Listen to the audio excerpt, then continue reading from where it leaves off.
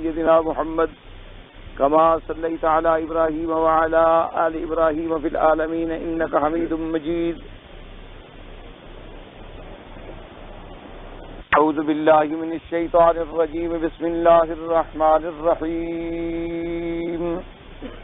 لا أقسم بهذا البلد وأنت حل بهذا البلد ووالد وما ولد لقد خلقنا الإنسان في كبد أيحسب أن لن يقدر عليه أحد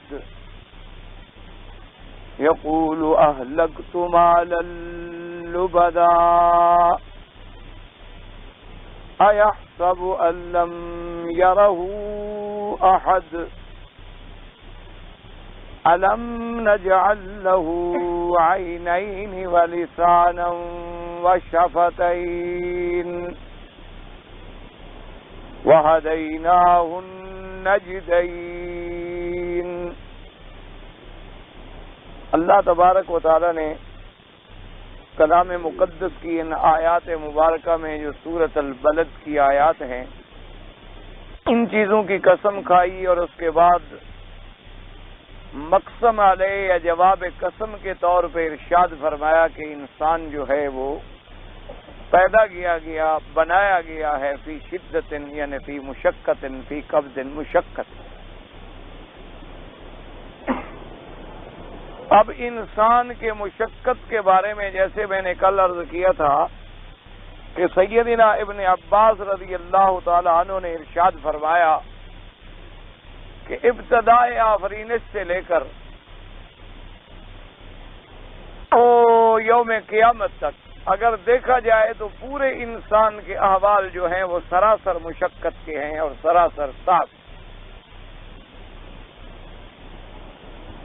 اولاً ایک نطفے کا کسی جگہ پہ قرار پکڑنا، جیسا کہ علماء نے لکھا ہے کہ جب نطفہ انسانی تخم انسانی اصلاب آبا اور صدور امہات سے نکلتا ہے اور اللہ کی قدرت سے اس نے قرار پکڑنا ہوتا ہے تو وہ پورے جسم انسانی میں گویا کہ ایک گردش کرتا ہے اور اس کے بعد جا کر وہ ایک مقام مستقر یعنی رحم مادر میں قرار پکڑتا ہے. قرار پکڑنے کے بعد بھی اس پہ پھر کئی ادوار ہیں. ثم خلقنا النطفة علقة فخلقنا العلقة مضغة فخلقنا المضغة عظاما فكسونا العظام لحما ثم انشأناه خلقا آخر فتبارك الله احسن الخالقین. اللہ نے فرمایا کہ پھر وہ نطفہ جو ہے وہ علقہ بنتا ہے، یعنی پہلے تو ایک نطفہ ہے یعنی مادہ منویہ ہے، پانی ہے، پھر وہ جمتا ہے، جمود پکڑتا ہے، گاڑھا ہو جاتا ہے اور ملنے کے بعد پھر وہ علوق کی شکل اختیار کرتا ہے اور پھر وہ ایک گویا کہ ایک جسم کا لوتھڑا بن جاتا ہے اور پھر اس میں اللہ تبارک و تعالیٰ اپنی قدرتوں سے اس کے نقش و نگار، اس کے ہاتھ پاؤں اعضاء اور پھر اس میں نفخ روح فرماتے ہیں اور پھر وہ 9 مہینے یا اس سے کچھ زیادہ یا کچھ کم جو ہے بطن ماں میں محبوس ہے، ایک پیٹ کے تنہائی میں ایک گوشے میں اور رحم کے پردے کے اندر وہ محبوس ہے. اس کو اللہ نے سارے اعضاء دے دیے ہیں لیکن ماں کے بطن میں اس کے پھیپھڑے ویپھڑے بھی کام نہیں کرتے. اللہ نے دل کی طرف سے ایک سوراخ رکھا ہوتا ہے.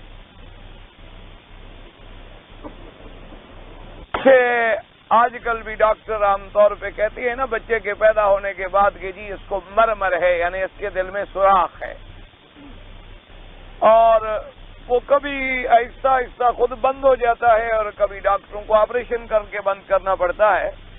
تو اصل میں یہ سوراخ جو ہے یہ قدرتاً ہر انسان کو ہوتا ہے کیونکہ اس کے اپنے پھیپھڑے کام نہیں کرتے، اس کی والدہ کے پھیپھڑے جو کام کرتے ہیں اسی سے اس کے تنفس کا سلسلہ جو ہے اللہ تبارک و تعالیٰ وہ اسی سوراخ سے جاری رکھتے. اور جب بچہ پیدا ہو کے دنیا میں آتا ہے سب سے پہلے یعنی اس کی ولادت کا وقت ہوتا ہے، تو باہر آنے کے بعد جب بچہ چیخ مارتا ہے یعنی آواز نکالتا ہے، جب وہ سانس لیتا ہے کرتا ہے تو وہ سوراخ بند ہو جاتا ہے. اب اس کے اپنے پھیپھڑے حرکت کرنے شروع کر دیتے ہیں. کبھی کبھی وہ سوراخ بند نہیں ہوتا، ورنہ نظام جو ہے وہ یوں ہے. اس نے یوں ہی چیخ ماری، یوں ہی اس نے سانس نکالا تو وہ سوراخ خود بخود بند ہو. اسے عربی میں فتحہ کہتے ہیں اور اردو میں آپ سوراخ کہہ لیں یا کوئی جگہ کہہ لیں، جو بھی مرضی آئے. تو اب یعنی آپ اندازہ فرمائیں کہ ایک جگہ پہ قید رہنا، کسی آدمی کو 4x4 کی کوٹھڑی میں آپ قید کریں تو وہ کتنی تنگی محسوس کرتا ہے. یعنی سزائے موت ہو تو پھر کوٹھڑی میں بند کیا جاتا ہے. لیکن اس سے بڑی کوئی قید تنہائی ہے کہ وہ پیدا ہونے پر نفخ روح جب ہو رہا ہے تو وہ اندر بند کھڑا ہے اور ایسے پردوں میں بند ہے اور ایسی چہار دیواری میں بند ہے کہ نہ کوئی اسے دیکھ سکتا ہے، نہ اس کو کوئی چھو سکتا ہے، نہ اس کو کوئی ہاتھ لگا سکتا ہے اور نہ وہ خود کچھ کہہ سکتا ہے. اپنی حرکت سے صرف احساس دلاتا ہے ماں کو کہ بدن میں کچھ ہے. اور یہ عجیب قیدی ہے کہ ماں کو بھی پتہ نہیں کہ بیٹا ہے یا بیٹی ہے. گو آج کل کی دنیا کے نئے علوم نے یہ دعویٰ کیا ہے کہ کچھ ہم معلومات کر لیتے ہیں کہ لڑکا ہے یا لڑکی ہے، لیکن وہ بھی یعنی اندازے ہیں، کوئی 100% یقینی بات نہیں ہوتی. اندازہ لگ بھی جاتا ہے اور غلط بھی ہو جاتا ہے. اور اگر بفرض محال اندازہ ہو بھی جائے لیکن یہ کسی کو نہیں پتا ہوتا کہ یہ آگے جا کے کافر بنے گا، مسلمان بنے گا، شہید بنے گا، شقی بنے گا. اس کی عمر کیا ہوگی، زندگی کیا ہوگی، لائق ہوگا، نالائق ہوگا، عقل والا ہوگا، پاگل ہوگا، ذکی ہوگا، غبی ہوگا، یہ کسی کو نہیں پتا. سیاہ ہوگا، سفید ہوگا، سرخ ہوگا، کوئی پتا نہیں. ایسا قیدی ہے کہ جن کے پیٹ میں قید ہے انہیں بھی پتا نہیں. اور اگر آدمی کو اللہ تبارک و تعالی توفیق عطا فرما دیں اور اپنی طرف رجوع کی توفیق عطا فرما دیں تو ابتدائے آفرینش بھی گویا ایک قبر ہے اور مرنے کے بعد بھی ایک قبر ہے. یعنی جب پیدا ہوئے ہیں ہم تب بھی ایک احاطے میں ایک گویا کہ قبر ہے، اس کے اندر ہم بند ہیں. اور جب اس دنیا میں زندگی گزارنے کے بعد ہم جانا ہے پھر بھی ایک قبر ہے. جیسے وہاں بھی قید تنہائی ہے اور یہاں بھی قید تنہائی ہے. وہاں بھی کوئی باوجود ماں اور باپ کے کوئی مدد نہیں کر سکتا، قبر میں بھی کوئی مدد نہیں کر سکتا. تو اگر کسی کو ان کیفیات کا احساس ہو، جیسے کہ اللہ والوں نے، اللہ کے اولیاء نے لکھا ہے کہ جب بچہ پیدا ہوتا ہے تو سب سے پہلے بچہ روتا ہے اور عالم ہنستا ہے. یعنی جب بچہ پیدا ہوگا اور اس کی والدہ جو ہے وہ لیبر روم میں ہوتی ہے اور اس کے رشتہ دار سب باہر کھڑے ہوتے ہیں، انتظار میں ہوتے ہیں کہ جی ابھی کیا خبر آتی ہے، ابھی کیا خبر آتی ہے. خبر آنے کے بعد جب وہ چیخ سنتے ہیں بچے کی، چوں چوں کر رہا ہے، کہتے ہیں جی مبارک ہو ماشاءاللہ، بچہ ہو گیا اور زندہ بھی ہے.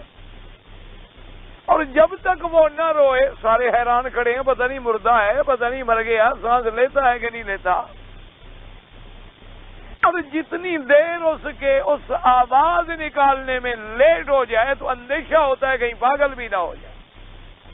اس لیے اللہ والوں نے لکھا ہے کہ اگر تم انسان ہو، صحیح معنوں میں تم انسان ہو اور مرد ہو، تو مرد کو بدلہ لینا چاہیے کہ جب تم پیدا ہوئے تھے تم رو رہے تھے اور لوگ ہنس رہے تھے، جب مرنے کا وقت آئے تم ہنس رہے ہو اور دنیا رو رہی ہے. ایسا نہ ہو کہ تمہارے مرنے کا وقت آئے تم رو رہے ہو اور لوگ ہنس رہے ہو، اچھا ہوا بلا ٹل گئی، اچھا ہوا جی مصیبت ٹل گئی، جان چھوٹی جی، عذاب تھا علاقے کے لیے، محلے کے لیے، پورے معاشرے کے لیے، جناب کیا پوچھتے ہیں، پوچھو جی مر گیا، چھوڑو جی بدبخت، اچھا ہوا مر گیا، اس نے تو علاقے کو جناب جہنم بنا رکھا تھا۔ تو لوگ خوشیاں منا رہے، فرمایا نا اس وقت تم تو خوش ہو کہ تمہیں تو جنت کی بشارتیں مل رہی ہوں کہ میں اپنے اللہ کے پاس جا رہا ہوں، اور فرشتے تمہیں مبارکبادی دے رہے ہوں اور تمہیں جنت کی خوشخبریاں لا کر پہنچا رہے ہوں، تمہارے اس وقت تمہارے چہرے پہ تبسم اور لوگوں کی آنکھوں میں آنسو ہوں کہ جی کیا اچھا آدمی تھا، کیا اس نے خدمات سر انجام دی ہیں، ماشاء اللہ جی اس نے تو پورے علاقے کی خدمت کی ہے، پورے ملک کی خدمت کی ہے، پورے انسانیت کی خدمت کی ہے، جس سے بھی پوچھو وہ کہتا جی بہت اچھا آدمی تھا، کہتے جی میں نے دیکھا نہیں ہے، کبھی ملاقات بھی نہیں ہوئی، لیکن آدمی بہت اچھا۔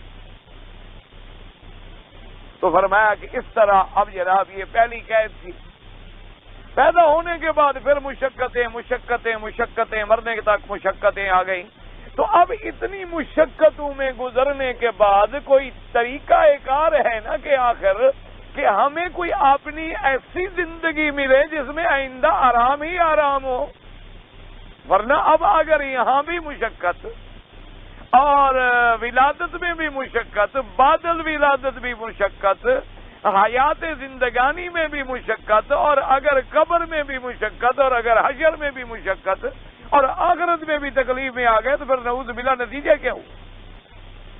پھر تو واقعی انسان برباد ہو گیا۔ ان الانسان لفی خسر، انسان تو سراسر گھاٹے میں ہے۔ خسرت دنیا والآخرہ، اسی لیے قرآن فرماتے ذالک هو الخسران المبین، جو قیامت والے دن اللہ کی رحمتوں سے محروم ہو گیا وہ سب سے بڑا گھاٹے والا، سب سے بڑا تروٹے والا آدمی ہے کہ زندگی بھی اسی عذاب میں گزار لی اور مرنے کے بعد بھی عذاب۔ تو کامیاب کون ہوتا ہے کہ جو ان مشقت کے لمحات کو یاد رکھے اور اس فارمولے پہ عمل کرے کہ آنے والی جو حیات جاوداں ہے اس میں اسے راحت ہی راحت، آرام ہی آرام، سکون ہی سکون ہے۔ یہ اصل میں وہ راز ہے جو اللہ والے پا جاتے ہیں اور جو اللہ سے دور ہوتے ہیں وہ محروم ہو جاتے ہیں۔ اصل میں صرف ایک راز ہے زندگانی کا، اور اس سکون کو ہم نے حاصل کہاں سے کرنا ہے؟ اس سکون کو حاصل کرنے کے لیے بھی ہمیں یہ پوچھنا ہوگا اس ذات سے جس نے ہمیں پیدا کیا۔ دیکھو نا جی، ایک چھوٹی سی گھڑی ہے، ایک کمپنی نے اس کو بنایا، اس میں کوئی خرابی واقع ہو جائے تو عقل والے جو لوگ ہیں، پڑھے لکھے جو لوگ ہیں، سمجھدار جو لوگ ہیں، وہ کہیں گے جی بڑی قیمتی گھڑی ہے، آپ عام آدمی کو نہ دیں، پتہ نہیں کیسے کھولے گا اور کیسے چیک کرے گا اور پتہ نہیں کیسے ٹھیک کرے گا، آپ اسے جناب بالکل آپ کو سوئٹزرلینڈ بھیج دیں، کمپنی میں بھیج دیں، کیونکہ جن لوگوں نے اس کو بنایا ہے وہ اس کو زیادہ بہتر سمجھتے ہیں۔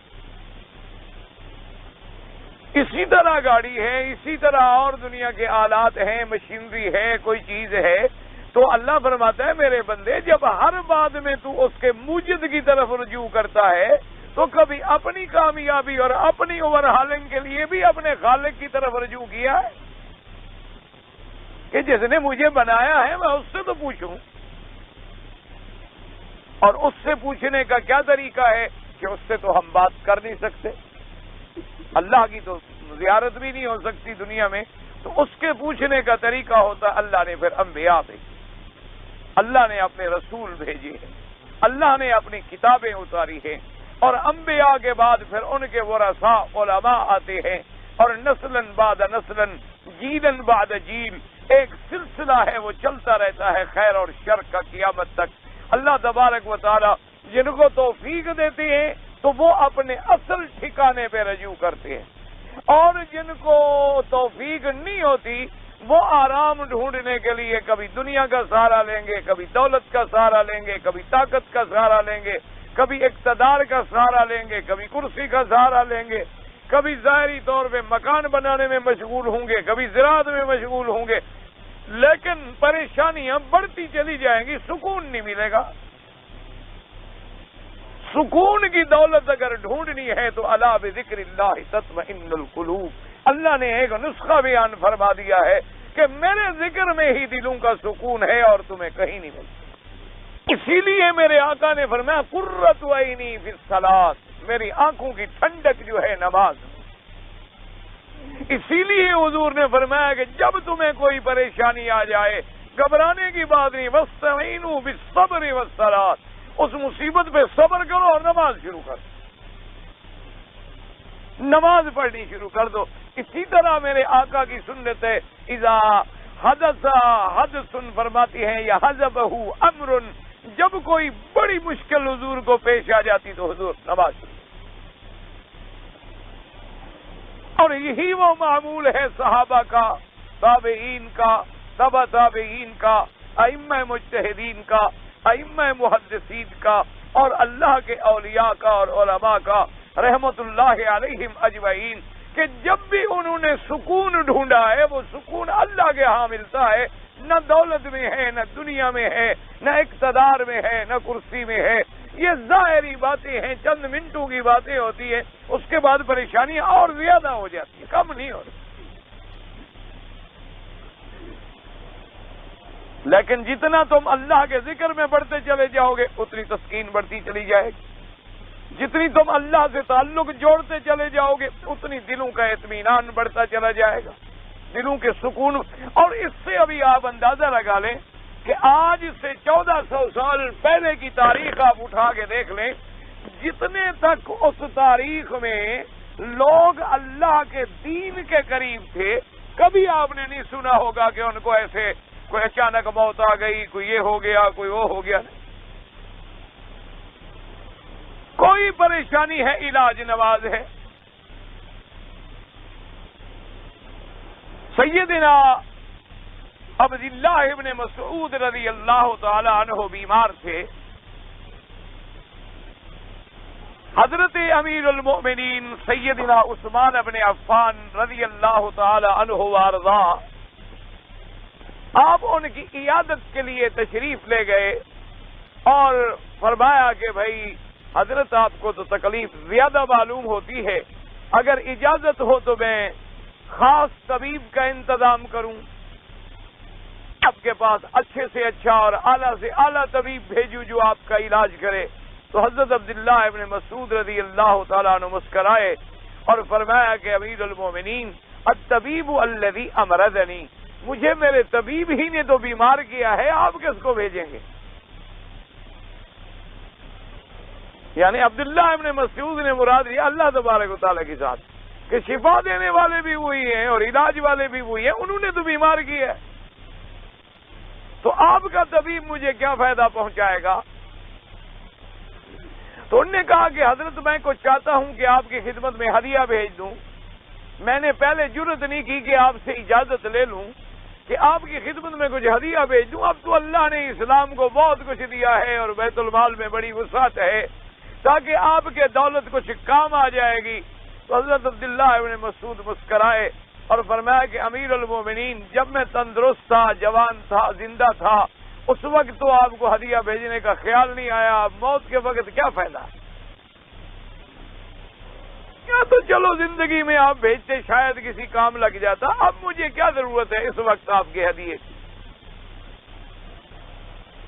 تو انہوں نے کہا کہ حضرت ایک تو درخواست قبول کریں، آپ کے کام نہیں لگے گا، آپ کے بیٹیاں ہیں، بیٹے ہیں، بچے ہیں، اولاد ہیں، ان کے تو کام لگ جائے گا۔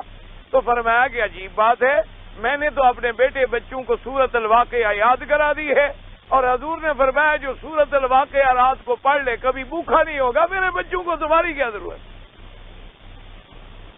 فرمایا تمہارے ہدیے کی ضرورت کیا ہے ان کو، میرے بچوں کو؟ میں نے جب انہیں سورۃ الواقعہ پڑھا دی ہے، اور سورۃ الواقعہ کے بارے میں حضور پاک کا ارشاد ہے کہ جس نے بھی ایک دفعہ روز پڑھ لی لم تصبہ الفاقۃ ابدا، فرمایا اس کو کبھی فاقہ نہیں آئے گا، کبھی بھوکا نہیں مرے گا۔ یہ معنی نہیں ہوتا کہ تم رات سورۃ واقعہ پڑھ لو اور صبح تمہیں 10 لاکھ مل جائے، یہ معنی نہیں ہوتا، یعنی اللہ کا بھی بھوکا نہیں مارتے، اللہ کا بھی محتاج ہی نہیں فرماتے، اللہ تبارک و تعالیٰ کبھی کسی بندے کے آگے ذلیل نہیں کرتے. انسان کی ضرورتیں جو ہیں بڑی خوش اسلوبی سے پوری ہوتی چلی جاتی ہیں. باقی ہر آدمی کی ضرورت مختلف ہے، ہر آدمی کے حالات مختلف ہیں، ہر آدمی کے زندگی کے مصاریف جو ہیں وہ مختلف ہے. لیکن جن کو اللہ پہ اتنی بڑا یقین ہوتا ہے، اسی طرح لکھا ہے علماء نے ایک واقعہ حضرت مولانا قاسم رحمت اللہ علیہ کا کہ وہ فرماتے ہیں کہ ان کی خدمت میں ایک آدمی آیا، اس نے کچھ سونے کی اشرفیاں پیش کی. اس زمانے میں اشرفیاں ہوتی تھی، یہاں بھی بہت تھی پہلے زمانے میں، ہم نے دیکھا. تو جسے عربی اس کو گنی بھی کہتے تھے اور جنی بھی کہتے تھے، اور وہ 40-50 ریال کی ایک ہوتی تھی. تو بعض لوگ آسانی کے لیے کہ بھئی اب پیسے رکھنے مشکل ہوتے تھے اور اس کا رکھنا مثلا 1000 بھی رکھ لی تو گویا 50,000 ریال رکھ لیا، آسانی ہوتی تھی. تو اس زمانے میں بھی کوئی اشرفیاں وغیرہ تھی، شاید عثمانیہ دور کا دور ہوگا. تو بہرحال وہ کچھ لے آیا اور حضرت کی خدمت میں پیش کی، اور آپ نے فرمایا کہ مجھے ضرورت نہیں. اس نے کہا حضرت اب میں اتنی دور سے لے آیا ہوں اور مہربانی فرمایا بھائی جب مجھے ضرورت نہیں ہے تو آپ سے بھی لے لوں اور میرے بھی کسی کام نہ آئے. تو اس نے کہا حضرت آپ ایسا کریں کہ مہربانی کر کے مدرسے میں لگا دیں.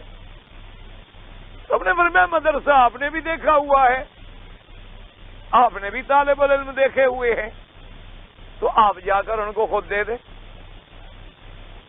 کوئی ضرورت ہے کہ میں خود جا کر دوں؟ وہ بیچارہ چپ ہو گیا. اس نے کہا حضرت نہیں مانتے تو کیا کروں. بہرحال آدمی وہ بھی بڑا اپنے دھن کا پکا تھا، تو اس نے یہ کیا کہ حضرت جب مسجد میں نماز پڑھنے گئے تو اس نے وہ اشرفیاں 10 تھیں یا 20 تھیں یا 4 تھیں، اللہ عالم کتنی تھی، اس نے حضرت کے جوتے کے اندر چھپا کے رکھ دی اور نماز پڑھ کے خود جلدی نکل گئی. اور سنت کا طریقہ یہ ہے کہ آدمی جب آئے اور جوتا پہننا چاہے تو پہلے اس کو ذرا ہلا دے. ممکن ہے کوئی چیز پڑی ہو تیرے پاؤں کو کاٹ لے، تیرے پاؤں کو نقصان پہنچا دے. تو اسلام نے ہمیں یہ بھی سبق سکھلایا ہے کہ جوتا پہننے سے پہلے ذرا اسے ہلا دے تاکہ اگر اندر کوئی چیز ہے تو نکل جائے. تو حضرت نے جو ذرا ہلایا تو وہ تو باہر پڑی. تو حضرت مسکرائے، فرمایا یہ دولت بھی عجیب بات ہے، جو اس کو حاصل کرنا چاہتے ہیں وہ ان کے آگے دوڑتی رہتی ہے اور وہ پیچھے بھاگتے رہتے ہیں، اور جو اس کو دھکے دیتی ہیں تو پاؤں میں آگے پڑتی ہے زبردستی. جب ہم لینا نہیں چاہتے تو یہ پاؤں میں آ جاتی ہے. اور فرمایا کہ اچھا اس نے اگر اپنا اخلاص دکھایا ہے تو ہم فقیروں کو بھی کوئی ضرورت نہیں، جوتی پہنی اور وہیں پڑی نہیں اور تشریف ہے. ہمیں تو کوئی ضرورت نہیں ہے، کوئی ضرورت مند اٹھا لے گا تو اٹھا لے. تو اصل بات اسی لیے میرے آقا نے فرمایا کہ الغنا غنا القلب، الغنا غنا النفس. فرمایا غنی وہ ہوتا ہے جو دل کا غنی ہو. غنا دل میں ہوتا ہے، غنا دولت میں نہیں ہوتا. حضور نے فرمایا غنا پیسے کا نام نہیں کہ ایک آدمی بڑا آدمی ہے تو غنی کہلائے. ہم تو اسی کو غنی فرماتے ہیں. غنی وہ ہوتا ہے جس کا دل بڑا ہو، جس کے دل میں اللہ نے غنا دیا ہو کہ کسی چیز کا پرواہ ہی نہیں، اپنے اللہ پہ بس یقین ہے کہ مجھے ملے گا. جیسے کہ سیدنا حسین رضی اللہ تعالی عنہ ایک دفعہ سفر پہ جا رہے تھے. آپ کا بڑا مشہور واقعہ ہے، راستے میں بارش ہو گئی، ایک خیمے میں قیام کیا تو اس بدو بیچارے نے ایک دمبازی میں کیا. عرب تو بڑے سخی ہیں ماشاءاللہ، اب بھی عرب کا وہی عالم ہے، لیکن عرب ہو جو ملتے ہیں نا، آپ کو جو ملتے ہیں وہ ہمارے جیسے ہوتے ہیں. کوئی 20 سال سے آ گیا، کوئی 30 سال سے آ گیا، کوئی 50 سال سے آ گیا، کوئی 60 سال سے آ گیا، کوئی یعنی نقلی. اصل جو عرب ہیں وہ اب بھی عرب ہیں. ہمیں چونکہ وہ عرب ملتا نہیں، اس لیے ہم لوگ جا کے کہتے ہیں جی عربی ایسا ہے اور عربی ایسا ہے. آپ کو عرب ملا کہاں ہے؟ کتنے لوگ ہیں جو یہاں رہتے ہیں جو خالص اصل قبائل کے ہوں؟ سب لوگ باہر چلے گئے. اصل عرب میں اب بھی بات ہے، اگر آپ نے دیکھنا ہے اب بھی آپ ماشاءاللہ کسی گاڑی پہ بیٹھ جائیں اور کچھ ذرا باہر نکل جائیں، طائف سے آگے نکل جائیں، یا ادھر آپ دوسرے شمال نکل جائیں، جنوب نکل جائیں، شرق اور غرب نکل جائیں، جہاں بدوؤں کے خیمے لگے ہوئے ہوں، بکریوں والے، اونٹوں والے، مال مویشی والے بدو آپ کو جانیں گے نہیں، السلام علیکم آپ کریں گے، سب سے پہلے وعلیکم السلام کر کے بٹھائیں گے، دمبا ذبح کریں گے، پکائیں گے، پھر پوچھیں گے آپ کون ہیں، کہاں سے آئے ہیں اور کہاں جا رہے ہیں۔ اب بھی وہی بات ہے ان میں، کیونکہ سنت ابراہیم علیہ السلام ہے نا، اس لیے علماء نے فرمایا کہ مہمان آئے تو پوچھا نہیں جاتا مہمان سے، جو ماحضر ہو وہ لا کے رکھ دو، جو گھر میں اللہ نے تمہیں توفیق دیا وہ لا کے پیش کر دو، یہ نہیں کہ جناب آپ کھانا کھائیں گے تو اب شریف آدمی کیا کہے، یعنی کہے کھاؤں گا تو پہلے مانگے نا، آپ سے سوال کرے کہ ہاں جی کھاؤں گا، یعنی مطلب بھوکا ہوں میں، اور اگر کہے کہ جی نہیں کھاؤں گا تو کہے گا اچھا جی پھر عجیب بات، انہوں نے تو خود کہہ دیا، میں نے تو پوچھا تھا، یا کہہ دیا کہ جناب کھانا آپ ہمارے پاس کھائیں گے، ویسے گاڑی کا وقت تو ہو رہا ہے، یہ کوئی شخاوت نہیں ہوتی، یہ تو نعوذ باللہ ایک تماشا ہو۔ تو اس نے دمبا ذبح کیا، کھلا دیا، بارش نہ رکی، دوسرے دن بارش، اور دمبا ذبح کیا، کھلا دیا، تیسرے دن بارش، اس نے اور دمبا ذبح کیا، کھلا دیا، اب دمبے بھی ختم ہو گئے، غریب کے پاس ہوئی 3 دمبے تھے سارے، اور تیسرے دن بارش بھی بند ہو گئی، تو حضرت حسین رضی اللہ تعالیٰ عنہ جب جانے لگے، اس سے الوداع کہا تو اپنے ساتھی سے پوچھا کہ کتنے پیسے ہمارے ساتھ ہیں سفر میں، اس نے کہا حضرت 20,000 درہم کے قریب ہیں، فرمایا آدھے اس کو دے دو، 10,000 درہم۔ 1400 سال پہلے 10,000 درہم اس نے دے دیے، حضرت کا حکم تھا، انکار کیسے کرے؟ اور آپ نے فرمایا کہ بھائی بات یہ ہے کہ آپ نے ہماری بڑی خدمت کی ہے، ہم آپ کا کوئی بدلہ نہیں چکا سکتے، کیونکہ ہم خود سفر میں ہیں، لیکن کبھی تمہیں کوئی مشقت پڑے تو میرا نام حسین ابن علی ہے، میں مدینے میں رہنے والا ہوں، کبھی ہمارے گھر میں آ جا، رضی اللہ تعالیٰ عنہ۔ ہم نے تو وہ سید پڑھے ہیں، وہ سید دیکھے ہیں، ہمیں آج سید ملتا ہے جس کا گزارا ہی نظر نیاز پہ ہے، ہم کیسے مان لیں؟ ہم نے تو ان سیدوں کو پڑھا ہے کتابوں میں، ہم نے تو ان کے حالات دیکھے ہیں کتابوں میں، اور جب آگے چلے تو اس خادم نے عرض کیا، اس نے کہا حضرت ابھی سفر میں میرا خیال تو یہ ہے کہ آپ ارادہ بدل دیں، نہ جائیں۔ اس نے کہا کیوں؟ حضرت نے فرمایا وجہ کیا ہے؟ اس نے کہا حضور یہ تو پہلے پڑاؤ پہ آدھے پیسے ختم ہو گئے، تو اب منزل میں بھی پتہ نہیں ہم پہنچیں گے یا نہیں پہنچیں گے، اس سے بہتر نہیں ہے کہ واپس چلے جائیں۔ ایک بدو نے 3 دمبے کھلا دیے، جی 10,000 دے دو، ایسی بھی حجت والے ہوتے ہیں۔ کہا حضرت زیادہ سے زیادہ اس کے 300 روپے کے دمبے ہوں گے، آپ 500 دے دیتے، 1,000 دے دیتے۔ آپ مسکرائے، آپ نے فرمایا کہ تم نے سمجھا نہیں، خدا کی قسم ہے وہ بدو ہم سے زیادہ سخی ہے۔ اس نے کہا حضور عجیب سخی ہے، ایک آدمی 3 دمبے کھلائے، ایک آدمی 10,000 دے دے، سخی بھی وہ ہے۔ انہوں نے فرمایا مجنون تمہارا دماغ ٹھیک نہیں کام کر رہا، اس کی کل جائیداد 3 دمبے تھی، اس نے ساری لٹا ڈالی، حسین نے تو آدھی بھی نہیں لٹائی، تو سخی وہ ہے یا میں ہوں؟ اس کی تو کل ملکیت ہی 3 دمبے تھی غریب کی، اس کے بعد اور کون سی جائیداد ہے چھپائی ہوئی؟ اس نے تو گویا پوری جائیداد ہم پر خرچ کر دی، اور ہم نے جو سفر میں پیسے ہیں ان میں سے بھی آدھا خرچ کیا ہے، پورا تو خرچ نہیں کیا۔ اس لیے حضور نے فرمایا الغنا غنا النفس، غنا جو ہے دراصل غنا دل کا ہوتا ہے، الغنا غنا مال کا غنا جو ہے وہ غنا نہیں کہلاتا۔ اصل بات یہ ہے کہ آدمی کے دل میں اللہ نے غنا رکھا ہو۔ اس لیے صحابہ کہتے ہیں کہ خدا کی قسم ہے کہ کلمہ شریف کے ماں سوا ہم نے اپنے آقا کی زبان پہ کبھی لا تو سنا ہی نہیں۔ لا کا معنی ہوتا ہے نا نہیں، تو کہتے ہیں کلمے میں تو ہم نے سنا کہ حضور پڑھتے تھے لا الہ الا اللہ محمد الرسول اللہ، ورنہ حضور کی زبان پہ لا آیا ہی نہیں۔ جس نے جو کہا فرمایا دے دو، جس نے جو کہا فرمایا ٹھیک ہے، کبھی انکار زبان مبارک سے فرمایا ہی نہیں کہ بھئی یہ نہیں ہو سکتا۔ فرماتی ہیں یعنی اتنا حضور پاک صلی اللہ علیہ وسلم کی سخاوت تھی کہ حضور صلی اللہ علیہ وآلہ آلہ واصحابہ وسلم تسلیما کثیرا کثیرا۔ آپ حضرت بلال رضی اللہ تعالیٰ عنہ کو فرماتے انفق بلالا، بلال جو اللہ دے خرچ کرو خرچ کرو۔ فلا تخشى على ذي العرش اقلالا، عرش والے پر کیا امید رکھتے ہو بھوکے رکھنے کی؟ بالکل یہ گمان نہ کرو، تیرا کام یہ ہے جو اللہ نے دیا اللہ کے راستے میں لگا دے۔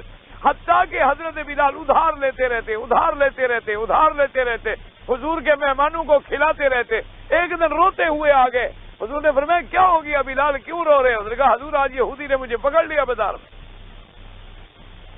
انہوں نے فرمایا کیوں پکڑ لیا؟ اس نے کہا حضور اس کا قرضہ ہو گیا ہے، ہم سودے لیتے رہے اور مسلمانوں کو کھلاتے رہے، اس کا قرضہ ہو گیا۔ اس نے مجھے کہا ہے کہ آج تم میرا قرضہ ادا کرو ورنہ کل تمہارے گلے میں کپڑا ڈال کے مدینے کے بازاروں میں بیچوں گا، تمہیں پھر غلام بنا دوں گا، تمہارے پیسے لے کر میں اپنا قرضہ اتاروں گا۔ تو میں اس لیے ڈر گیا ہوں۔ اور حضور نے فرمایا اچھا پھر تم نے کیا سوچا کہ کیا حل کیا کیا جائے؟ حضرت بلال نے عرض کیا حضور مجھے پتا ہے کہ آپ کے پاس بھی کچھ نہیں، اگر آپ کے پاس ہوتا تو آپ ضرور دے دیتے، لیکن آپ کے گھر میں بھی کچھ نہیں ہے۔ ایک ترکیب میں نے سوچی ہے، اگر آپ اجازت دیں تو میں مدینے سے چلا جاتا ہوں اور چھپ جاتا ہوں، میں جا کے کہیں چھپ جاتا ہوں اور میں اس وقت تک واپس ہی نہیں آؤں گا جب تک مجھے اطلاع نہ ملے گی کہ آپ کے پاس پیسے آ گئے ہیں اور قرضہ ادا ہو گیا ہے، ورنہ حضور مجھے تو پھر بیچ دے گا۔ حضور نے فرمایا غم نہ کرو، پریشان ہونے کی کوئی ضرورت نہیں ہے، اللہ تبارک نہ تم چھپو نہ مدینہ چھوڑو، اللہ کہ کچھ دیر کے بعد حضور نے مجھے بلوایا اور آپ نے فرمایا کہ بلال جاؤ فلاں جگہ مسجد کے باہر 2 اونٹنیوں پہ سامان لدا ہوا ہے، وہ سارا سامان اتار لو، اس سے پہلے تم قرض اتار دو، جو باقی بچے پھر خیرات کرو۔ اصل غنا اس کا نام ہوتا ہے جو دل میں غنا ہو۔ سیدہ عائشہ صدیقہ نے ایک دن میں 30,000 درہم خرچ کر دیے اور اپنے کھانے کے لیے روٹی بھی نہیں، اس کا نام ہوتا ہے غنا۔ اللہ نے فرمایا کہ انسان اتنی مشقتوں میں پڑنے کے بعد تجھے دنیا پیدا کرنے کے لیے تو ہم نے نہیں بھیجا تھا دنیا میں، تمہیں تو اس دنیا میں بھیجا تھا اور یہ بتلا دیا تھا کہ یہ دنیا دار العمل ہے، یہ دار الفنا ہے، اس نے ختم ہو جانا ہے، اس نے باقی نہیں رہنا، تم یہاں دل نہ لگا لینا، تم اس میں الجھ کے نہ رہ جانا، تم اس میں اٹک نہ جانا، دنیا میں کام کرو، کاروبار کرو، معاملات کرو، لیکن ایسا نہیں کہ وہ تمہیں اللہ کی یاد سے روک دے، اللہ کے تعلق سے روک دے۔ ایسی دنیا جو ہے پھر وہ لعنت بن جاتی ہے، وہ ہلاکت کا ذریعہ بن جاتی ہے، وہ تباہی کا ذریعہ بن جاتی ہے، جو اللہ کے راستے سے روکنے والی ہو۔ تو فرمایا محنت و مشقت کے بعد قاعدہ یہ تھا کہ تم کوئی ایسا کام کرو کہ تمہیں آئندہ زندگی میں راحت ملے، اور وہ کیسے ملے گی؟ اللہ سے ایمان پر۔ لیکن اللہ نے فرمایا بندے نے کیا اللہ نے فرمایا کرنا تو یہ چاہیے تھا کہ میری اطاعت کرتا، میری فرما برداری کرتا، میرے پیغمبروں کی فرما برداری کرتا، لیکن غافل انسان دیکھو کیا کہتا ہے۔ فرمایا ایحسب ان لن یقدر علیہ احد یقول اہلکت مالا لبدا۔ اللہ نے فرمایا دیکھو یہ غافل انسان ایحسب یہ گمان کرتا ہے، خیال کرتا ہے کہ مجھ پر کسی کی کوئی طاقت نہیں، قدرت نہیں، مجھے کوئی کیا بگاڑ سکتا ہے کہ میں اس کو مانوں۔ غافل انسان کا حالت دیکھو، یہ کہتا ہے جی وہ کیا ہو، میرا کوئی کیا کرے گا، دولت ہماری، دنیا ہماری، کرسی ہماری، اقتدار ہمارا، عزت ہماری، شوکت ہماری، سب کچھ ہمارے پاس ہے، تو کوئی ہمارا کیا کر لے گا۔ ایحسب ان لن یقدر علیہ احد یقول اہلکت مالا لبدا ایحسب ان لم یرہ احد۔ اللہ نے فرمایا اور غافل انسان کیا کہتا ہے؟ کہتا ہے اہلکت مالا لبدا، میں نے کتنی خرچ کر دیا ہے، بہت سارا مال اپنی حفاظت کے لیے، اپنی بقا کے لیے، اپنے اقتدار کے لیے، اپنی عزت کے لیے، میں نے اتنے محل بنوا لیے، میں نے اتنے کارخانے لگا لیے، کوئی میرا کیا بگاڑ سکتا ہے؟ خیال یہ کرتا ہے کہ جی میں نے تو اتنی دولت خرچ کر دی ہے، اتنی پیسہ لگایا ہوا ہے، میں نے تو جی اپنی جڑیں مضبوط کر لی ہیں، میں نے اب اپنی بنیادیں مضبوط کر لی ہیں، اب تو جناب میری نسلوں کو بھی کوئی پرواہ نہیں۔ جیسے ایک جاہل آدمی کہتا ہے نا جی ہم نے تو حضرت اتنی دولت بنا دی ہے نا، ہم نے تو اپنے کاروبار کو اتنی پھیلا دیا ہے، ہم نے تو ایسے بنیادی اور ٹھوس اور غیر منقولہ قسم کی جائیدادوں پہ دولت لگا دی ہے کہ میری اولاد کی اولاد نسل در نسل بھی چلے گی، ان کو بھی فکر نہیں۔ اللہ نے فرمایا اور پھر یہ بھی کہتے اَيَحْسَبُ أَن لَّمْ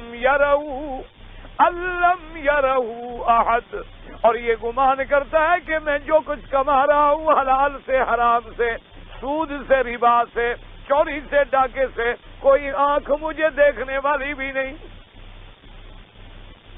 سمجھتا ہے کہ کوئی مجھے دیکھ بھی نہیں رہا۔ کیوں؟ اگر سمجھتا کہ کوئی دیکھ رہا ہے تو پھر تو غلطی نہ کرتا نا، پھر تو حرام نہ کماتا، پھر تو ڈاکہ نہ ڈالتا، پھر تو چوری نہ کرتا، پھر تو یہ سودی معاملات سے بچتا۔ لیکن گمان یہ اَيَحْسَبُ أَن لَّمْ يَرَهُ أَحَدٌ، یہ گمان رکھتا ہے کہ مجھے کسی نے نہیں دیکھا۔ جیسے آج بھی اللہ معاف فرمائے، اللہ معاف فرمائے، مجھے تو بڑا ڈر لگتا ہے کہتے ہوئے بھی، اللہ معاف کرے، کہ آج ہماری حالت یہ ہو گئی ہے کہ ہم ایک چوکیدار سے، ایک ادنا نوکر سے جتنا ڈرتے ہیں، نعوذ باللہ ثم نعوذ باللہ ثم نعوذ باللہ، اتنی بھی خدا سے نہیں ڈرتے۔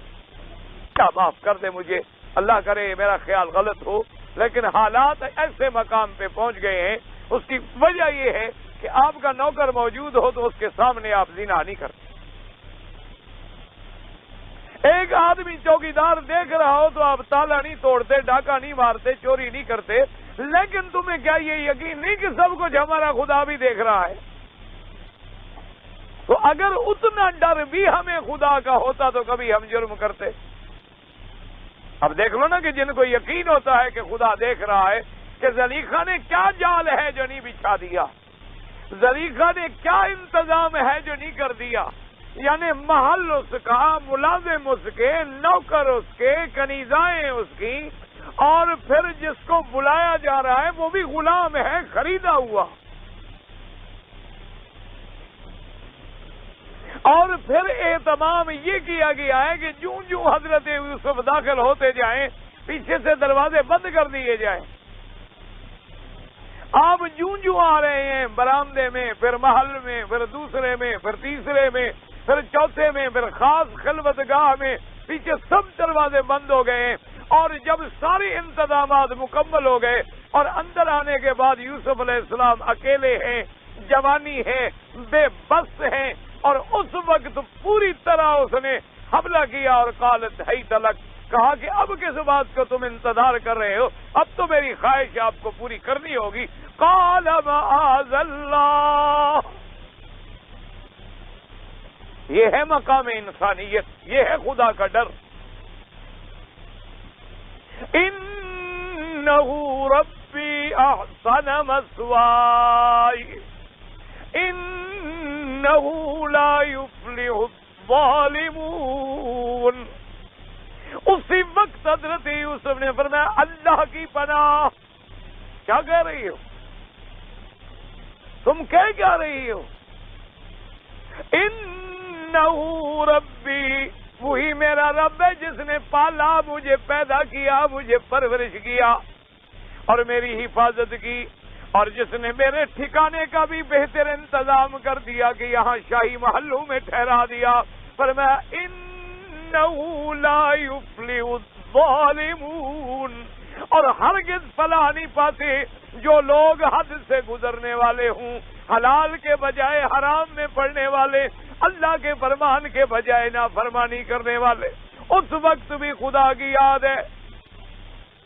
اور مجھے تو حیرت ہوتی ہے، ہمارے بعض لوگوں نے اللہ کے قرآن میں بھی بڑی عجیب عجیب باتیں لکھی ہیں۔ میں نے اگلے دن بھی شاید عرض کیا تھا، مجھے آج تک یہ بات بہرحال مجھے تسلی نہیں ہوئی کہ ہمارے بعض مولوی بھائیوں کو کیا ہو جاتا ہے کہ صحیح باتوں کو چھوڑ دیتے ہیں اور صحیح باتیں لکھ دیتے۔ ابھی ہمارے ملک میں نام نہیں لیتا، کسی کے نام لینے سے اللہ معاف کرے، غیبت ہوتی ہے اور اللہ ہمیں غیبت سے بچائے، اللہ ہمیں کسی کے بارے میں بری باتیں کہنے سے بھی بچائے۔ لیکن بعض باتیں ایسی ہوتی ہیں جن میں شریعت میں کہنے کا بھی حکم ہوتا ہے، اجازت ہوتی، یاد رکھیں وہ غیبت سے باہر ہوتی۔ ایک عورت نے آ کر حضور پاک کی خدمت میں پوچھا، اس نے کہا حضور مجھے خامد پہلے نے طلاق دے دی ہے، عدت گزر گئی ہے میری، اب 2 آدمیوں نے مجھے خطبہ کیا ہے، ایک تو حضرت معاویہ رضی اللہ تعالیٰ عنہ نے مجھے خطبہ کیا ہے، دعوت دی ہے نکاح کے لیے، اور ایک ابھی جہم نے مجھے دعوت دی ہے نکاح کے لیے۔ ان 2 آدمیوں نے مجھے خطبہ کیا ہے، تو میں آپ کی خدمت میں حاضر ہوئی ہوں کہ آپ سے مشورہ لے لوں، آپ کی رائے مبارک کیا ہے؟ تو آپ نے فرمایا کہ بھئی وہ جو ابھی جہم ہے نا، لا يرفع العصا عن النساء، آپ نے فرمایا وہ تو ایسا سخت ہے کہ اس کا ڈنڈا ہر وقت عورتوں پہ کھڑا رہتا ہے، وہ تو ڈنڈا رکھتا ہی نہیں نیچے، یعنی مضراب للنساء، وہ تو عورتوں کو بڑا مارتا ہے۔ اور فرمایا باقی حضرت معاویہ انہ صعلوک، وہ تو فقیر آدمی ہے، لا مال لہ، اس کے پاس تو کچھ بھی نہیں۔ اب اس کو نعوذ باللہ غیبت نہیں کہا جائے گا، کیونکہ یہ اظہار واقعہ ہے کہ جب کسی نے مشورہ لیا تو اس کو اس خطرے سے بچانے کے لیے حضور نے فرمایا ایسا کریں کہ انکحی اسامہ، چلو میں تمہارے اسامہ کے لیے تمہیں خطبہ کہتا ہوں، اگر چاہو تو تم اس کو قبول کر لو۔ سے کہا حضور جب آپ فرماتے ہیں مجھے قبول ہے، جب آپ فرما رہے ہیں میرے لیے ایک رشتہ، جب آپ نے میرے لیے ایک رشتہ تلاش فرمایا ہے تو پھر اس سے بہتر رشتہ کون سا ہو سکتا ہے؟ تو بی بی صاحبہ کہتی ہیں میں نے قبول کر لیا، میں نے نکاح کر لیا، فبارک اللہ لی فی اسامہ، اللہ مجھے پھر اسامہ میں برکت دے۔ تو اس لیے آج کل ہمارے ہاں بھی ایک مولوی صاحب ہے، نام میں انشاءاللہ نہیں دوں گا، اللہ مجھے غیبت سے بچائے، تو بہرحال ان کو بھی بڑا خیال ہے اور وہ بڑے اپنے آپ کو مفسر لکھتی ہیں قرآن پاک کا، تو اس کے میں نے چند چیزیں دیکھی ہیں، یعنی جو کتابوں میں روایات شاذہ ہیں، اقوال شاذہ ہیں، یعنی وہ اقوال جن کو مفسرین نے رد کر دیا کہ بھی یہ قول ناقابل قبول ہے، وہ وہی پیش کرتا ہے، کیونکہ وہ نئی بات ہوتی ہے، لوگ سمجھتے ہیں ماشاءاللہ بڑی نئی نئی باتیں کہہ رہا ہے، حالانکہ یہ پتہ کسی کو نہیں کہ یہ تو مردود قول ہے، مرجوع قول ہیں، ناقابل قبول قول ہیں، جن کو مفسرین نے رد کر دیا، ان کو کہا جاتا ہے اقوال شاذہ، یعنی ایسے اقوال جو بعید ہوں، جو قابل قبول بھی نہ ہوں۔ اب چونکہ وہ ناقابل قبول قول جو ہے وہ علماء کیوں لکھے اپنی کتابوں میں، اور وہ وہی قول لوگوں کو سنا دیتا ہے، لوگوں نے وہ پہلے سنے نہیں ہوتے، تو لوگ کہتے بھائی ماشاءاللہ اس نے تو جناب بڑی نئی بات، اللہ بہرحال اسے بھی ہدایت دے اور مجھے بھی ہدایت دے، اور ہر آدمی کو اللہ ہدایت دے۔ تو یہاں بھی مولوی صاحبان نے ایک عجیب بات لکھی ہے، ایک نے تو لکھا کہ حضرت یعقوب علیہ السلام یوسف علیہ السلام کے سامنے آ گئے اور انگلی انہوں نے منہ میں ڈالی ہوئی تھی اور ان کی شکل دیکھی اور انہوں نے کہا کہ خبردار خیال کرنا اس گناہ میں نہ پڑنا، تو تب حضرت یوسف جو تھے بچ گئے۔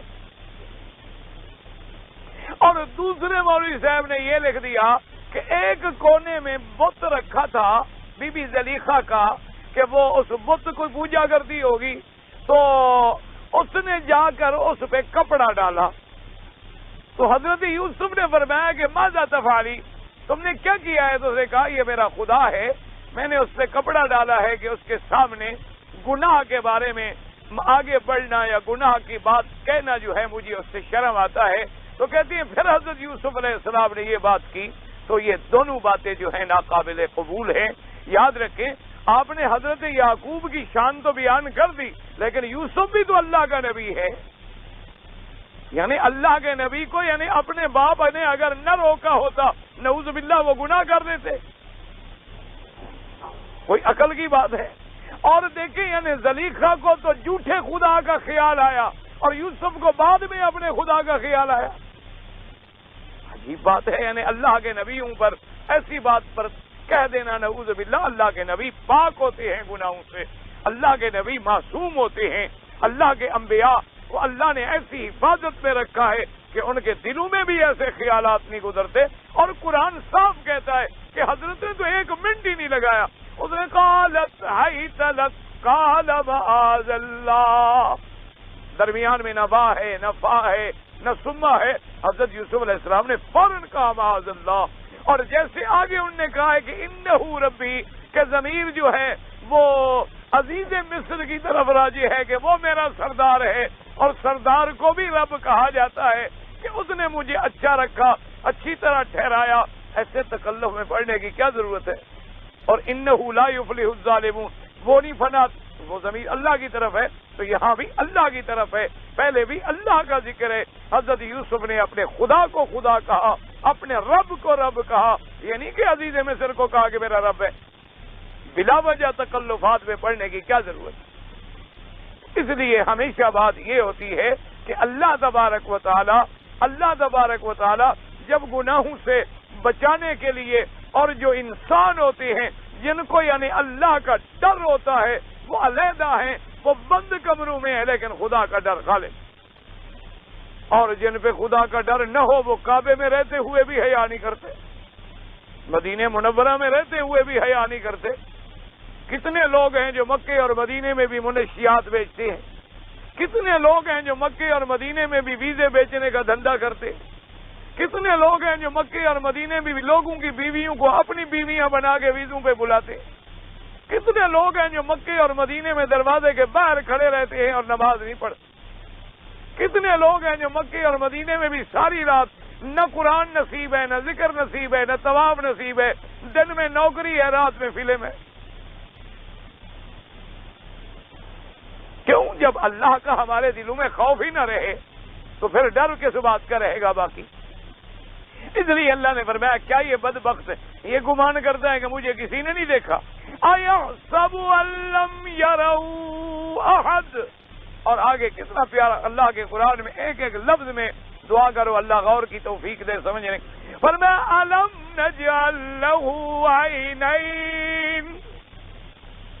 کیا ہم نے نہیں بنائی اس کے لیے دو آنکھیں؟ کیا معنی سمجھو. پہلے تھا یہ گمان کرتا ہے کہ مجھے کسی نے نہیں دیکھا, اور آگے اللہ نے فرمایا کیا ہم نے اس کو دو آنکھیں نہیں دی؟ تو فرمایا دو آنکھوں جن سے تم دیکھتے ہو, جو تمہاری ان دو آنکھوں کے بنانے والا ہے وہ تمہیں نہیں دیکھتا. پہلے پتا نا اَيَحْسَبُ أَن لَّمْ يَرَهُ أَحَدٌ. آگے فرمایا أَلَمْ نَجْعَل لَّهُ عَيْنَيْنِ. کیا ہم نے تمہیں دو آنکھیں نہیں دی؟ تو ان دو آنکھوں سے تم دیکھتے ہو, جو دو آنکھوں کا خالق ہے وہ بھی تو تمہیں دیکھتا ہے. فرمایا کم سے کم تم اتنا تو سوچ لیتے کہ جس نے میری دو آنکھوں میں دیکھنے کی طاقت رکھ دی ہے کہ دو آنکھیں ہیں, اور پھر آنکھوں کا ذکر فرمایا اللہ نے کہ غور کرو ان آنکھوں پر کہ کہاں ہم نے ان کا مرکز بنایا ہے, کیسے وہاں سے اندر نور آتا ہے, اور آگے کیسے ہم نے اس پہ پردے رکھے ہیں, اور پھر آگے کیسے ہم نے بال لگائے ہیں, اور پھر ان کو ذرا تیرے بدن کے اندر رکھا ہے, اور اوپر بھی ہم نے پھر بال جمائے ہیں کہ اوپر سے بھی کوئی چیز تیری آنکھوں میں نہ جائے, اور نیچے سے بھی کوئی چیز تیری آنکھوں میں نہ جائے. تو چہرے کے بل گر پڑے, اگر آنکھیں یہاں ہوتی تو فوراً پھوٹ جاتی. ہم نے کیسے حفاظت سے تیری آنکھوں کو جمایا ہے, اور کیسے محفوظ مقام پہ ہم نے رکھا ہے, اور اتنا گڑا ہم نے گہرا بھی نہیں کر دیا کہ آدمی انسان کے بجائے بلا نظر آئے. بس صرف ان آنکھوں پہ غور کر لو. اگر ہم ان کو باہر لگا دیتے, اللہ تو قادر ہے, لیکن جناب اللہ تبارک تعالیٰ رحمت فرمائے ذرا چوٹ لگتی تو آنکھ ختم. اور اگر آگے ہم بال نہ رکھتے تو اس سے کوئی چیز بھی اڑتی فوراً تیری آنکھوں میں آ جاتی. اوپر بھی اگر ہم یہاں بال نہ رکھتے, اوپر سے کوئی چیز گرتی اور برابر ہوتی فوراً تیری آنکھوں میں اثر کرتی. پر میں صرف آنکھوں پہ نظر کرو, اور پھر اس میں ایک چھوٹی سی پتلی میں پانی کا ایک قطرہ ہم نے رکھ دیا ہے, اور اس میں کتنی ہم نے طاقت رکھ دی ہے کہ کوئی چیز درمیان میں روکنے والی نہ ہو تو آسمانوں تک نظر پہنچ جائے. اٹھے تو بجلی پناہ مانگے, گرے تو کھانا خراب کر دے. اتنی بڑی طاقتور آنکھیں تمہیں دینے والا جو رب ہے وہ تمہیں نہیں دیکھتا. تم دیکھتے ہو, تم آنکھوں سے دیکھ سکتے ہو, تم آنکھوں پر جناب باقاعدہ دوربینیں لگا کے سمندروں میں جھانک رہے ہو, تم آنکھوں پہ دوربینیں لگا کے غاروں میں جھانک رہے ہو اور تم پانی کے اندر کیڑے ڈھونڈ رہے ہو اور جس نے تمہیں پیدا کیا وہ نہیں دیکھ رہا. اسی پر اَيَحْسَبُ أَلَّمْ يَرَهُ أَحَدٌ أَلَمْ نَجْعَلْ لَهُ عَيْنَيْنِ وَلِسَانًا وَشَفَتَيْنِ. اور فرمایا کہ پھر تم کو ہم نے زبان دی اور 2 ہونٹ دیے. اور فرمایا اسی پہ غور کر لو کہ دل میں فکر آتا ہے زبان ترجمہ کر دیتی ہے. اور پھر فرمایا زبان کے ساتھ ہونٹ بھی لگا دیے. تو جب تم بولنے پہ قادر ہے تو جس نے تمہیں بولنے کی توفیق بخشی ہے تیرے بولنے کو خود نہیں سنتا. وَلِسَانًا وَشَفَتَيْنِ. اور فرمایا جیسے آنکھیں دی تھی اور آنکھوں کے ساتھ ہم نے تمہارے لیے بند کرنے کا بھی ذریعہ دیا تھا ایسے زبان بھی دی اور ہونٹ لگا کے پہرا بھی لگا دیا کہ تو چاہے تو بند کر دے تو چاہے تو کھول دے چاہے تو آنکھیں بند کر دے چاہے تو آنکھیں کھول دے. اس سے سبق دیا کہ ان دونوں چیزوں کو پابندی میں رکھو. حرام سے بند کر دو حلال پہ کھول دو. غلط بولنے سے بند کر دو اور صحیح بولنے پہ کھولو. تاکہ ہم نے تمہیں بولنے کی قوت بھی دی بند کرنے کی توفیق بھی دی. وَلِسَانًا وَشَفَتَيْنِ. اور فرمایا وَهَدَيْنَاهُ النَّجْدَيْنِ. وَهَدَيْنَاهُ النَّجْدَيْنِ. نجد کہتی ہیں اونچی طرف جو راستہ جاتا ہو اونچائی پر. کیونکہ راستہ نیچے ہو نا تو کبھی نظر نہیں آتا. اگر راستہ اونچا سڑک سامنے ہو تو پورا صاف نظر آ رہا تھا. فرمایا ہم نے تمہارے لیے دونوں چیزوں کی ہدایت بھی تمہیں کر دی کہ یہ خیر ہے یہ شر ہے. اب تیری مرضی خیر کو دیکھے شر کو دیکھے. تیری مرضی خیر زبان پہ لائے کہ شر زبان پہ لائے. تیری مرضی کلمہ توحید کہہ کر اللہ کا ذکر کر کے جنتوں کا وارث بن جا. تیری مرضی زبان سے کفر کا کلمہ کہہ کے جہنم کا حقدار بن جا. فرمایا وَلِسَانًا وَشَفَتَيْنِ وَهَدَيْنَاهُ النَّجْدَيْنِ. نجدین کا معنی ہوتا ہے خیر اور شر. اللہ نے فرمایا ہم نے تیرے سامنے دونوں طریقے رکھ دیے. تمہیں سوچنے کی طاقت دی, تمہیں بولنے کی طاقت دی, تمہیں سمجھنے کی قوت دی, تمہیں دیکھنے کی طاقت دی, تمہیں دیکھنے کے بعد تمییز کرنے کی طاقت دی کہ رنگ سیاہ ہے کہ سرخ ہے, سفید ہے کہ پیلا ہے, یہ خیر ہے کہ شر ہے, راستہ سیدھا ہے کہ راستہ ٹیڑھا ہے, یہ راستہ جنت کا ہے یہ راستہ جہنم کا ہے. اتنے چیزیں کرنے کے بعد تو دنیا میں کھو کے اگر خود جہنم کا اختیار کرے تو تیری مرضی. ورنہ چاہیے تو یہ تھا کہ تو مشقتوں میں پیدا ہوا تھا تو جو چیز محنت سے حاصل کی جائے اس کی قدر کر. جو چیز ہمیشہ محنت سے حاصل ہوتی ہے تو اس کی آدمی کو قدر کرنی چاہیے. جب تو اتنی مشقت میں بنا تھا تو اپنے ہر عضو کو اللہ کے راستے میں لگا لیتا تاکہ قیامت میں تیرے ہر عضو کو آرام ملتا, نہ کہ تو اللہ کی نافرمانی میں لگا کے جہنم کا حقدار بن جائے. اللہ تبارک و تعالی ہر مسلمان کو جنت الفردوس نصیب کرے اور جہنم سے بچائے. کہتے ہیں جی تقدیر سب سے پہلے لکھی گئی ہے یا عمل سے لکھی جاتی ہے؟ بھائی تقدیر جو ہے حدیث مبارک میں آتا ہے. پہلی ایک بات تو اصولاً یاد رکھ لیں کہ آدمی کو تقدیر کے مسائل میں زیادہ غور اور خوض نہیں کرنا چاہیے. اور پاک نے منع فرمایا. منع فرمانے کی وجہ یہ ہے, یوں سمجھ لیں کہ میری تعلیم ہے پرائمری اور میں اگر اب کوئی ایم اے کا سوال حل کرنا شروع کروں تو لازمی بات ہے کہ غلطی کروں گا. جب اللہ تمہیں اس علم پر پہنچا دے تو پھر بات کرو, پھر کوئی منع نہیں. اس لیے لوگ کہتے ہیں دیکھو جی کیوں نہ کریں بات. کیوں نہ کرنے کا معنی یہ نہیں کہ اللہ نے کوئی پابندی لگائی. پابندی اس لیے لگائی کہ ہم ناقص ہیں, ہمارا علم ناقص ہے, ہمارے عقل ناقص ہے, ہمارے معلومات ناقص ہیں. جب تک ہمارے اس نور کو نور ایمان کی روشنی نہ ملے اس وقت تک ہم صحیح سوال کے جواب پہ پہنچ نہیں سکتے.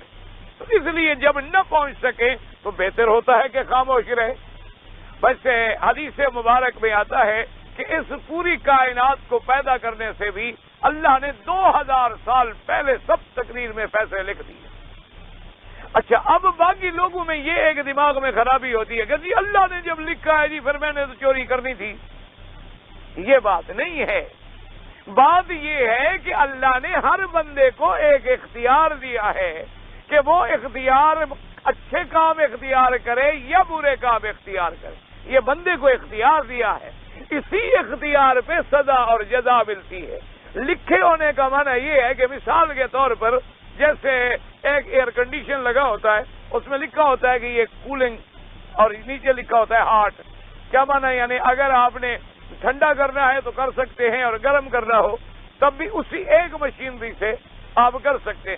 آج کل جیسے ماشاءاللہ بڑی ٹھنڈ پڑ رہی ہے تو کوئی آدمی کول پہ رکھ کے اسے فل کھول دے اور پھر کیا ہوتا ہے جی اور ٹھنڈ لگ رہی ہے. تو یہ کھولنے والے کی غلطی ہے کہ لکھنے والے کی؟ گرمی میں اگر اس سوئی کو ہارٹ پہ رکھ کے کھول دے اور پھر کہے دیکھو جی خام کا یہ ہارٹ اگر لکھا ہوا نہ ہوتا تو گرم ہوا نہ آتی. تو اب چلانے والے کی غلطی ہے یا جس نے لکھا تھا اس کی غلطی ہے؟ اللہ کے چونکہ سب کچھ علم میں تھا کہ بندہ یہ کرے گا یہ کرے گا یہ کرے گا، جو اب علم میں تھا تو اللہ نے اپنے علم کے کمال سے لکھ دیا. آگے کرنا تو تم نے اپنے اختیار سے ہے. جو اختیار اللہ نے تمہیں دیا ہوا اسی کے مطابق تمہیں سزا بھی ملے گی، جزا بھی ملے گی، اور وہ اختیار بھی اللہ کی قدرتوں کے تابع. باقی بعض چیزیں ایسی ہوتی ہیں یمحو اللہ ما یشاء ویثبت وعنده ام الکتاب، کہ اللہ اگر چاہتے ہیں تو یہ بھی لکھا ہوتا ہے کہ ہم فلاں فیصلے کو ختم فرما دیں گے. یہ چیز بھی تقدیر میں موجود ہوتی. یہ بھی لکھا ہوتا ہے کہ اگر میرے بندے نے دعا کی فلاں دن میں تو میں نعمتیں عطا کر دوں گا، اگر نہ کی تو نہیں دوں گا. یہ سب کچھ بھی ہر چیز پہلے اس کے علم کے کمال سے لکھی ہوئی ہوتی ہے، ورنہ جزا اور سزا ہمیں ہمارے عمل پہ ملے گی.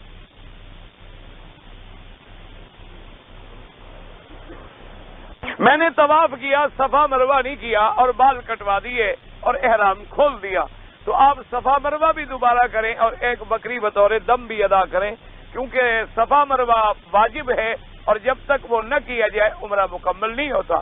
طواف اس میں فرض ہے اور سعی واجب ہے، اور امام ابو حنیفہ رحمۃ اللہ علیہ کے نزدیک ترک واجب پہ دم لازم ہو جاتا ہے. تو لہذا آپ نے چونکہ صفا مروہ چھوڑ دی ہے تو اب آپ بعد میں ایک نفلی طواف کر کے صفا مروہ بھی دوڑیں اور ایک بکری بطور دم بھی ادا کریں. اور عمرہ کرنے سے پہلے تو مسئلہ پوچھ لیتے تو نہ غلطی کرتے نہ جرمانہ ہوتا.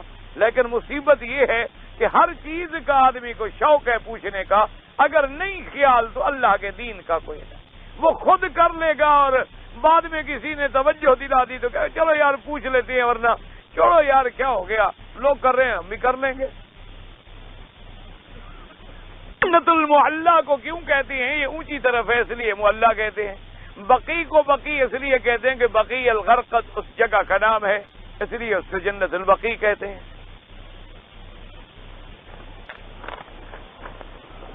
کہتے ہیں جی ہم ایک آدمی کے ملازم ہیں اور اس کے مالک جو ہے ہمارا اس کے کام بڑے غلط ہیں، اور ہم چونکہ نوکر ہیں اس کو منع بھی نہیں کر سکتے، دل میں کڑتے رہتے ہیں. ویسے بہرحال حدیث مبارک بھی یہی ہے. حضور نے فرمایا کہ من رآ منکم منکرا فلیغیرہ بیدہ، اگر تم کوئی برائی دیکھو تو اس کو طاقت سے مٹا ڈالو. اگر تمہارے پاس طاقت ہے، اقتدار ہے، کرسی ہے، حکومت ہے. اور فرمایا کہ فإن لم یستطع، اگر اس کے مٹانے کی کنٹرول کرنے کی طاقت نہیں ہے تو کم از کم زبان سے تو کہو کہ بھئی یہ برا کام ہے نہ کیا کرو. فإن لم یستطع، فرمایا تم زبان سے بھی نہیں کہہ سکتے، ایسے حال ہیں تو کم از کم اپنے دل میں تو اس کو برا سمجھو. فذلک اضعف الایمان، گو یہ ضعیف ایمان کی دلیل ہے، لیکن پھر بھی شکر ہے تو ایمان کی دلیل نا. اگر تم اتنا بھی نہیں کہہ سکتے زبان سے، ویسے کوشش کرو کوئی اور جگہ ڈھونڈتے رہو تاکہ اللہ تمہیں کسی اچھی جگہ نوکری عطا فرما دے. کیونکہ مصیبت یہ ہوتی ہے میرے بھائی کہ اچھائی جو ہے وہ بڑی دیر میں اثر کرتی ہے اور برائی جو ہے وہ جلدی اثر کرتی ہے. یہ ہمیشہ قید ہے. اب دیکھو نا جی، ایک من اگر دودھ رکھا ہو اور اس میں آپ 1 تولہ پیشاب ڈال دیں، حلال ہو جائے گا حرام ہو جائے گا؟ تو ایک پیشاب کے 1 تولے میں حرام میں اتنی طاقت آئی کہ اس کا مقابلہ 1 من دودھ بھی نہیں کر سکا. اس لیے شریف آدمی، اچھے آدمی کا بگڑنا بڑا آسان ہوتا ہے. جب اس کو برے کام کرتے دیکھو گے کہیں خدا نہ کرے تم بھی بگڑ جاؤ. تو اس لیے بہرحال دل میں اس کو برا سمجھو اور روکنے کے طریقے سے کوشش بھی کرو اور دوسری جگہ تلاش بھی کرو تاکہ اللہ تبارک و تعالیٰ آپ کو اور ہمارے سب کو محفوظ رکھے۔ قبلے میں کتنی گنجائش ہے؟ مجھے تو سمجھ نہیں آیا گنجائش کا کیا معنی ہے۔ قبلہ آپ کے سامنے ہے، جب سوال سمجھ نہیں آیا تو جواب میں کیا دوں گا؟ ویسے ایک بات یاد رکھیں، سوال پوچھنے کا مقصد یہ ہوتا ہے ایسا سوال پوچھا جائے جس کا ہمیں مسائل سے تعلق ہے کہ مجھے بھی فائدہ ہو، لوگوں کو بھی فائدہ ہو، سننے والوں کو بھی فائدہ ہو۔ ایک یہ سوال نہیں ہوتا کہ جی اب کعبے میں کتنی گنجائش ہے، خود جا کے پیمائش کر لو، کعبہ تمہارے سامنے ہے، اندازہ تمہیں ہو جائے گا۔ اب قبلے سے مراد تمہارا حرم ہے تو حرم بھی تمہارے سامنے، خود پیمائش کر لو، ورنہ جو حرم کے نقشے بنے ہوئے ہیں ان میں پڑھ لو، لکھا ہوا اتنا میٹر ہے، اتنا عرض ہے، اتنا طول ہے، اتنی اونچائی ہے، اتنے آدمی کھڑے ہو سکتے ہیں۔ یہ کوئی مولوی کا ذمہ نہیں، میں انجینئر تو نہیں ہوں۔ عورتیں جنازے کی نماز پڑھ سکتی ہیں، بالکل پڑھ سکتی ہیں۔ عورت اگر مر جائے تو ہم اس کی نماز پڑھ سکتے ہیں، تو جب ہم اس کی نماز پڑھتے ہیں تو وہ ہماری نماز کیوں نہ پڑھے؟ یار کمال کی بات کرتے ہو، ویسے کہتے ہو کلب میں بھی کٹھی ہو، بازار میں بھی کٹھی ہو، جنازے پہ کٹھی نہ ہو۔ عجیب بات ہے، جنازے پہ بڑا ڈرتے ہیں بیچارے۔ لوگ ہوٹلوں میں کھڑے ہوتے ہیں اور کھڑکیاں کھول کے جماعت کے ساتھ نماز پڑھتے ہیں۔ بہرحال امام ابو حنیفہ رحمۃ اللہ علیہ فرماتے ہیں صف متصل ہو۔ صرف امام مالک رحمۃ اللہ علیہ کا ایک قول ہے کہ اگر آدمی دور کھڑا ہے لیکن صف نظر آ رہی ہے اس کو، یعنی صف کا رکوع سجود اٹھنا بیٹھنا سب وہ دیکھ رہا ہے، تو وہ فرماتے ہیں نماز ہو جاتی ہے۔ لیکن وہ بھی فرماتے ہو جاتی ہے، یہ نہیں فرماتے ایسا کرو۔ وہ بھی فرماتے ہیں کہ ایسا اگر کبھی اتفاق آ گیا کہ رش ہو گیا، حرم بھر گیا، جگہ نہیں ملی، آدمی کہیں اونچی جگہ پہ کھڑا ہو گیا لیکن صفوں کو دیکھ رہا ہے تو نماز ہو جائے گی۔ یہ معنی نہیں ان کا کہ ہمیشہ ایسے کیا کرو کہ آئے عمرے کے لیے اب ہوٹل سے اترنے میں مہندی لگی ہوئی ہے۔ آئے جو آئے بیچارے آئے عمرہ کرنے ہیں، اللہ پہ احسان کرنے ہیں کہ اللہ میاں ہم تیرے گھر میں آئے، ہمارا بڑا احسان ہے۔ کیا خیال ہے آپ کا؟ اگر آپ نہ آتے تو شاید کعبہ آباد ہی نہ ہوتی۔ کوئی عقل کی بات کرو۔ سیدنا آدم علیہ السلام کے صرف دل میں خیال آ گیا کہ میں پہلا آدمی ہوں جو اللہ کے گھر کا طواف کر رہا ہوں۔ اللہ نے فرمایا جبرائیل جا کے بتاؤ آدم کو کہ تم پیدا بھی نہیں ہوئے، ہم 70,000 سال پہلے سے طواف کر رہے ہیں۔ اے عمرے کے لیے سمجھ نہیں آتی، بازار میں جاتے ہیں گھومتے ہیں، ایک ایک دکان کا نقشہ یاد ہے، اور جناب حرم شریف کا جی کھڑکی کھول لیں گے نماز پڑھنے، اللہ کیا تماشا ہے، کیا مذاق ہے، کیا دین کو انہوں نے کھلونا سمجھا ہوا ہے۔ جب چاہا بنا دیا، جب چاہا توڑ دیا، جماعت میں تم آ گئے تو آ گئے، نہیں آئے تو نہیں آئے۔ عجیب بات۔